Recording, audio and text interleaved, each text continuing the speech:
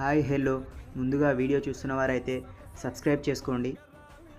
మేమైతే ఇవాళ అలా ప్రియదర్శిని జూరాలని విజిట్ చేయడానికైతే వెళ్తున్నాం. ఇక్కడ చేపల కూర, చేపల ఫ్రై అయితే ఫేమస్.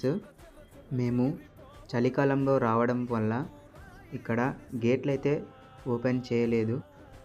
సరే అని చెప్పేసి ఇక్కడ చేపలు తీసుకొని కర్రీకి అయితే ఆర్డర్ ఇచ్చేసాం. మేము జనవరి సీజన్లో రావడం వల్ల పబ్లిక్ అయితే అంతగా కనిపించడం లేదు. వర్షాకాలంలో అయితే పబ్లిక్ ఎక్కువగా ఉంటారు ఇక్కడ.